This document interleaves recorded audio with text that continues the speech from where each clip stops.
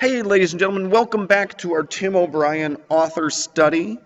We are going to start by taking a little trip down memory lane to look at those three tools we learned last week. We learned about concrete physical detail, and we learned how Tim O'Brien uses sensory images, the way things look and smell and touch and feel, uh, to really describe his situations, his objects, his items, all of that good stuff. We learned about illusions and how when you reference something as a writer, you get all of that information, all of that meaning from what you're referencing into your story as well. And then we learned about metaphors and how you can explain the unexplainable. For instance, the example we used last time was the story of the boy who looks in the sky and says, "Mommy, look at the lamps in the sky." Well, they're not lamps, it's a metaphor, but he doesn't know the words to explain that. We can do that as writers with love or with loss or with any sort of emotion that we can't really explain. We can use metaphors to try to get there. So today we're going to look at intentional sentence fragments. And what I want you to do, I want you to take a moment first and write down in your note sheet, what have you been taught about sentence fragments? What have you been taught? What do you know?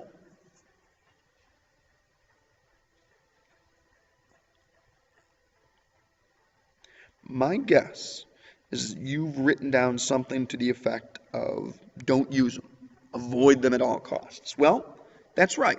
You should generally not use sentence fragments. But once you know the rules, once you know how to follow the rules of grammar, then you can break them to great effect. So once you know what a fragment is and why we should avoid it, we can use them for specific reasons. But first, let's make sure we know the rules, then we'll go and break them. So, we're going to play a game called Fragment, Not a Fragment. And here's how this game works.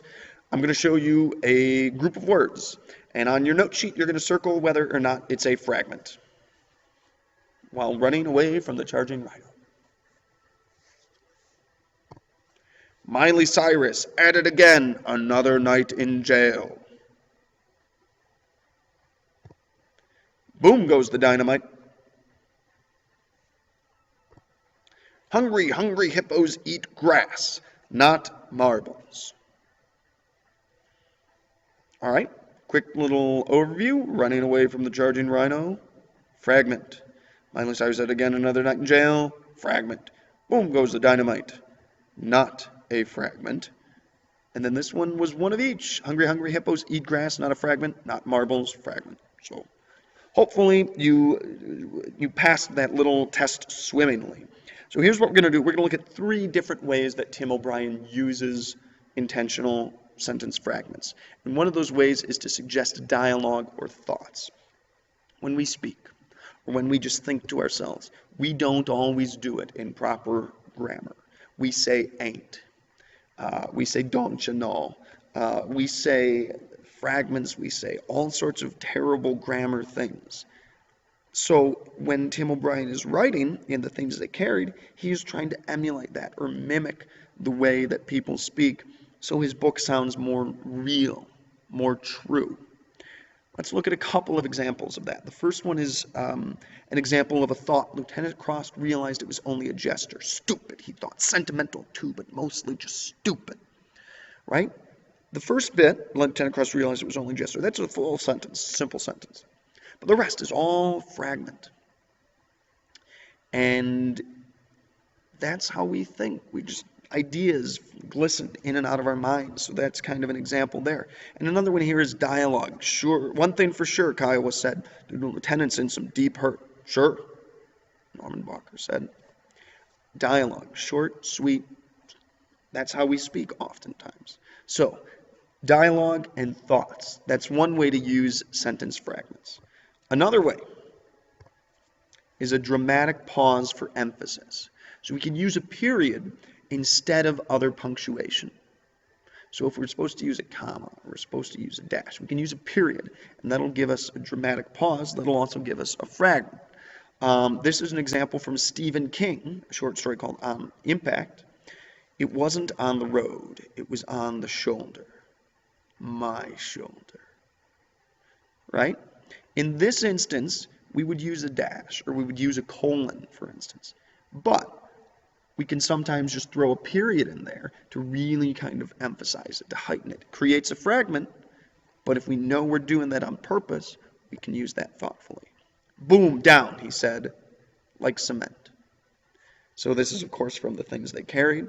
And we would probably just put a comma here grammatically, but we can throw that period in there to really emphasize like cement. Just dropping like a sack of potatoes. All right? So that's number 2 way to use a sentence fragment that O'Brien does. Third way that O'Brien uses a fragment is to intense emphasis and succinctness.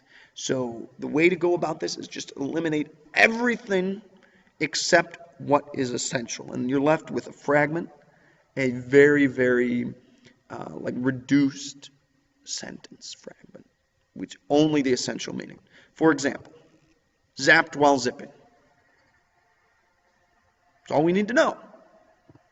Sun and waves and gentle winds on love and lightness. This one's a little bit more of kind of that wispy, dreamy aspect of the war that Lieutenant Cross is dealing with. But again, that's all we need to know. We get that sentence and we know what's what. Another good examples, this is from a chapter we're going to be reading. Digging foxholes, slapping mosquitoes.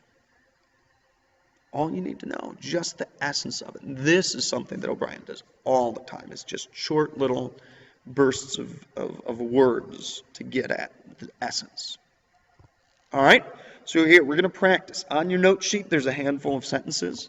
And what I want you to do is read the sentence and determine whether or not it is an effective or not effective use of a sentence fragment.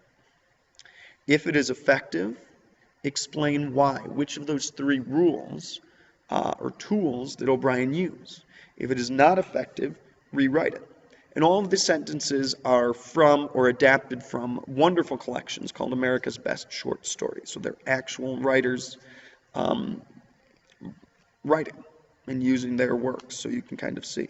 Not all of them will be effective. And the only rule for determining whether it's effective or not is kind of trusting your ear and saying, does this work? Do your best. Cheers.